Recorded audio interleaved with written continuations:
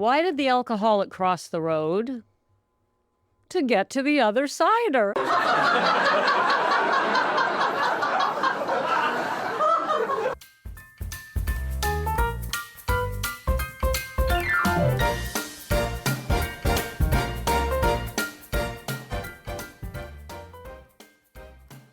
Hello and welcome to Sober Living Snippets, where we live alcohol-free to the best of our ability so we can heal our relationships, feel youthful again, and ditch regret, shame, and all other negative emotions. Hello, kids, and welcome. I'm Becca Jacobson, and I have a snippet for you today and some really exciting news. Today I'm going to talk to you about lightening up a little, maybe not taking life quite so serious. But before we do that, I want to share with you what's coming in 1 week from today. That will be November 11th, 2024. So if you're following along live with the snippets, 1 week from today, we are going to begin a 5-day book study. Now, don't roll your eyes. No rolling of the eyes. I saw that in the back there. In case you don't know, you're new, or maybe you forgot, I am a recently retired English professor. I was an English professor for 20 years. One of the things I'm really good at is helping people to read, understand, and incorporate books into their lives. That's what I was paid to do for 20 years. And so I like to do that now and then with you folk.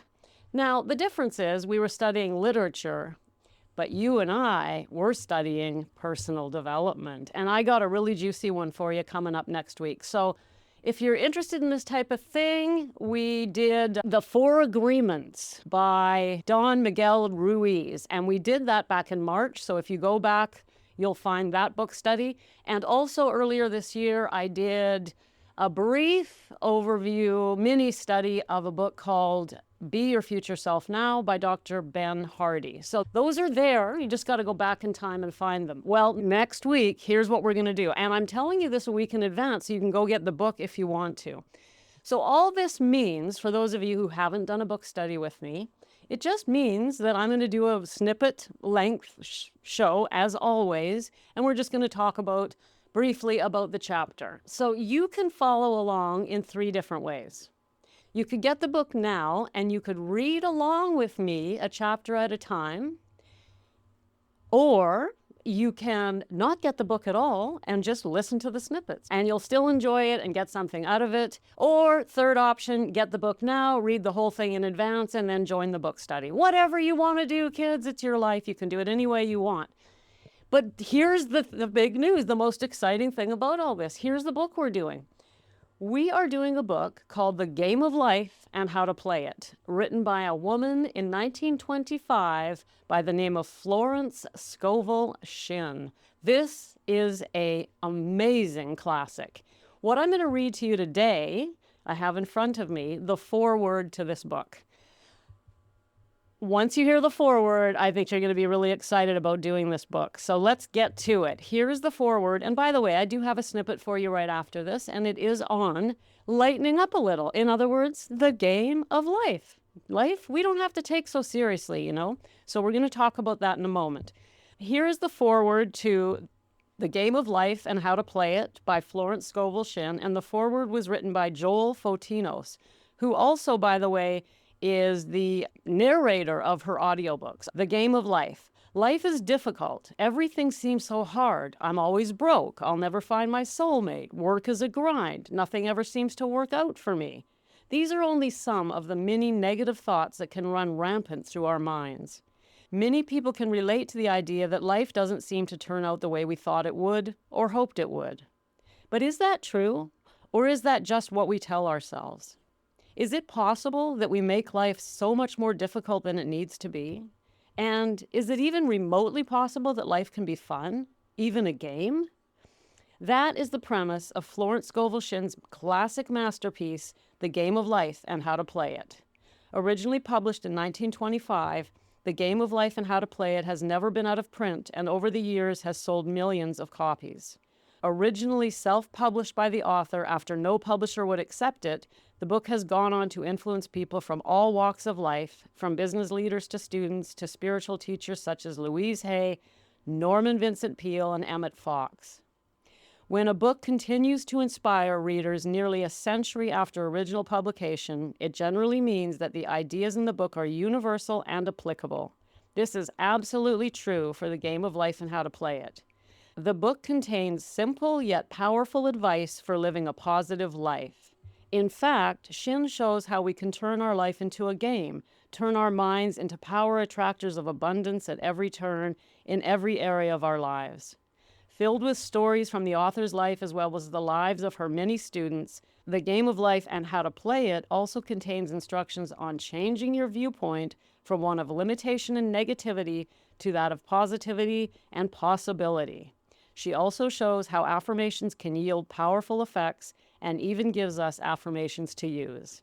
Okay, I'm going to stop there. The rest of the foreword gives us a little biography of Florence Shin, who was born in 1871 and was an artist, a writer, a bohemian, an amazing woman, a speaker, a coach.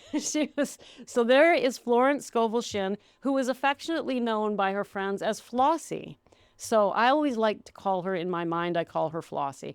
So kids, this is an invitation to you to join me on November 11th through 14th, that's next Monday to Friday, as we go through Flossie's book, The Game of Life and How to Play It. I hope you'll join me. You can either get the book or just join me, and that'll be that. Okay, let's talk about lightening up a little bit here. You know, one of the reasons I wanted to talk about this is because I personally have had to struggle and fight to lighten up.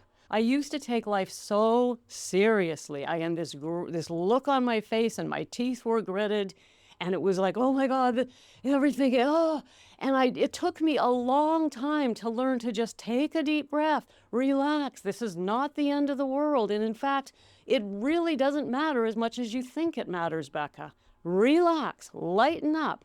When we find ourselves too serious, it's an indication that we're allowing ourselves to fall into negativity. We're taking ourselves too seriously. We're trying to control. That's a big indication that we're trying to control others around us and our circumstances, which we know we cannot do. The only thing we can control, and we talk about this a lot here, is our own reactions to life, our own thoughts and behaviors, right? So when we find ourselves serious and tightened up, it means that we're really not allowing life to happen as it needs to happen. And so I wanted to just remind you today, because the word game came up. So I wanted to remind you today to lighten up a little bit on yourself. Try not to take your life and your problems so seriously. You know, I could be really curt and say, hey, it won't matter after you're dead anyway. And that would be true. In fact, the funny thing about death is about a day or two after we're gone, people, you know, like we're gone. Guess what I discovered? After we die, the world just keeps going.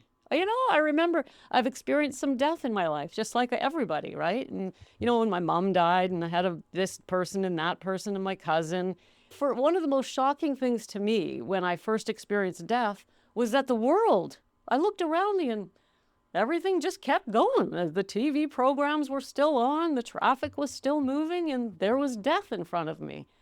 Well, kids, the same is going to be true for us. So let's just try to keep our minds a little bit on the bigger picture and remember that we're doing our best for today.